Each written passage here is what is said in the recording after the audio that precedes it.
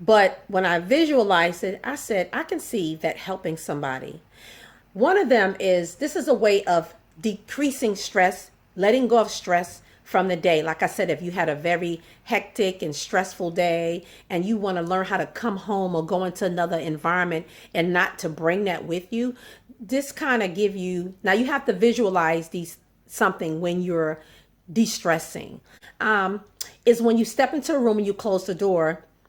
If you have a jacket, a coat, a sweater, or something that's on your body, it's when you take it off, you're picturing yourself, you're imagining yourself releasing stress. So you're taking your time and you moving stuff off of you. It's like, I'm getting rid of this.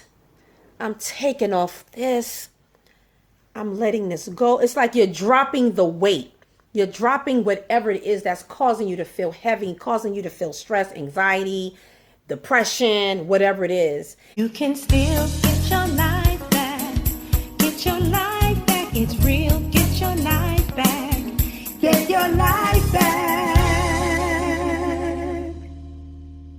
Welcome, everybody. This is Cheryl Howard, your inspiration and transformational strategist, mental health professional, pastoral counselor, author, and coach. So you said everything ties in together because, I'm just service-based. I'm faith-based and I'm service-based. I just wanted to talk about, always say really quick, right?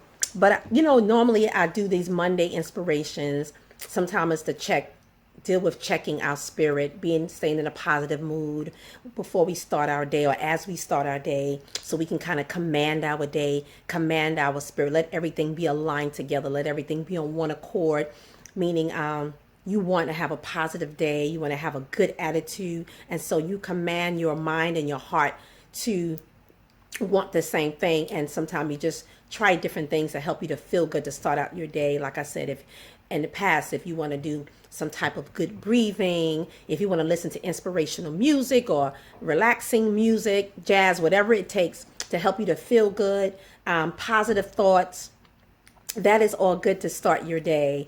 And just setting out that I'm going to have a great day. Excuse me. But today I want to talk about when the day is kind of over and you either going home or you going to another environment, and you might have had a real hectic day, a stressful day, and you want to release those negative feelings and emotions, moods, so you can live in the moment of where you're going, where you are now, and you don't miss out on stuff. Because sometimes we can carry things that we don't know we're carrying that are negative. They're like weight, they're heavy burden, and we bring them into another environment, and we not only negatively affect other people, but yourself. You miss out. It can be a nice positive environment, people are having a great time. It could be a meeting, some kind of group, some kind of conference, and you're just sitting there like, hey, how you doing? Because your mind is still back on something that was very stressful throughout the day. I just want to drop 2 interventions that I believe would help. Something I learned from my wellness coach and my wellness certification program for wellness coaching. And I think it was very good. I've never tried this first one I'm going to mention, but when I visualized it, I said, I can see that helping somebody. One of them is this is a way of decreasing stress, letting go of stress from the day. Like I said, if you had a very hectic and stressful day and you want to learn how to come home or go into another environment and not to bring that with you, this kind of give you, now you have to visualize something when you're de-stressing, and you're picturing yourself doing that when you're removing your garment, whatever. If you don't have a garment, you can use, maybe if you're wearing a pocketbook. Now I'm talking to my ladies, but this applies to everybody in this group, but I will share this on YouTube as well. Something that if you're carrying bags or a pocketbook, something, a bottle of water in your hand, whatever it is, because if you don't have anything to remove from your body, put that thing down, whatever it is, and still picture yourself letting go of something. Picture yourself saying, whew, I'm dropping that right now. I'm letting go everything right now. So you can center yourself, so you can regulate yourself and relax and leave that at the door. I was reminded when I thought about that intervention of growing up in church and how, our pastor used to say, when you come in, leave all your issues at the door. Leave them at the door, because right now we getting into a mode of worship, and we're going to leave everything outside, and we're not going to bring nothing in with us. And so we need to use that same mindset. Say, I'm going to leave this here. I'm not bringing this in here with me. I'm not bringing this negative energy into my home. I don't want it here. I want peace to be here. Give yourself permission to have a peaceful atmosphere. You take command and you take authority over the atmosphere where you are. First, starting with yourself. Command your spirit and your mind and your heart to be in alignment, to be on one accord. So if it starts with a positive thought, start with the positive thought. Start with the positive affirmations. If you have to repeat them, I'm giving myself permission to have peace. I'm going to have joy. I'm going to feel good. That's what I'm going to do. And begin to walk in that thing. So that's one intervention I thought was very helpful. I said, yeah, just seeing yourself letting go of things, coming in the door, dropping stuff. I don't care if you got to drop the jacket on the floor and you need to hear that boom, indicating that I'm free. I'm free now. Give yourself permission to be free. Don't forget that. Give yourself permission to be free of that thing, because you are taking control right now. You're not letting your emotions dictate your behavior. Let's get rid of that stereotype that women allow their emotion to dictate their behavior. No, we don't do that all the time. And we all don't do that. So the other thing is, sometimes we may have people in our lives who are like, I keep messing with this head. I think I'm starting to get a little headache here. Sometimes we have people in our life who are positive. They always exemplify being calm and peaceful. You don't see them in a lot of mess and a lot of drama.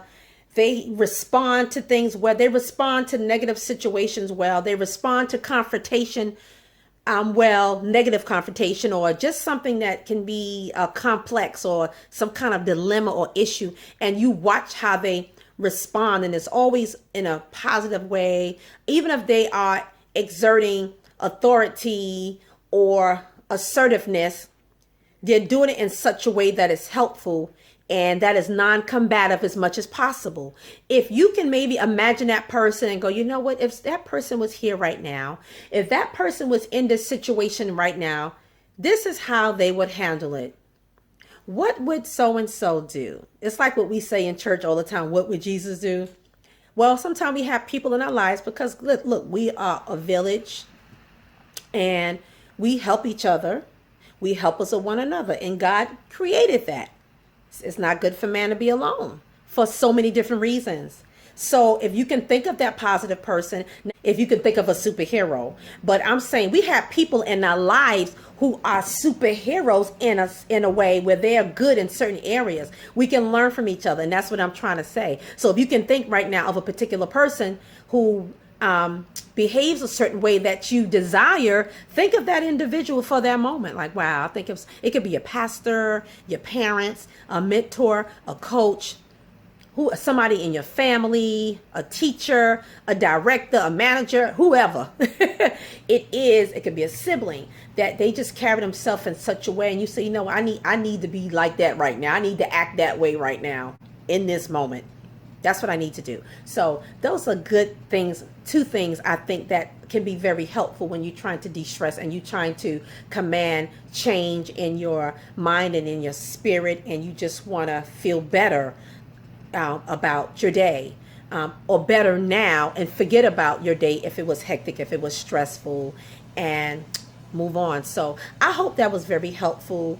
And, you know, you can go back and watch my other videos about my Monday inspirations and ways to command your day in the morning, to set an atmosphere, to decide that today is going to be a good day. Today's going to be a successful day. Today's going to be a peaceful day. Well, today I'm giving you stuff you can do at the end of the day.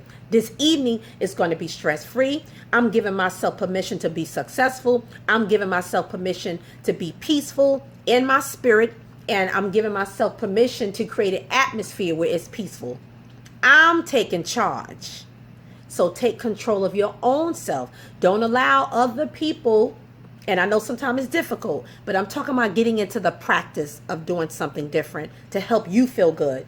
This is self-care. Care about you. Give yourself permission. Some of you need to give yourself permission to love on yourself, to pamper yourself, to allow yourself to take a mental break, to allow yourself to take a break for a moment.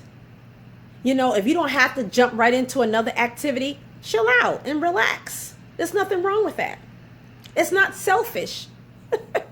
It's not selfish at all. It's a good thing. And that's all I'm saying. So anyway, I hope this was helpful this evening. I want you to have a good night. I want you to relax. I want you to do whatever you need to do to feel good now. And so I hope this was a good broadcast. I want it to be productive. I want it to be very helpful. And because sometimes we just need to be reminded of things, and sometimes we just need to do something that's different. Have a good evening, everybody. Until we meet again, be blessed.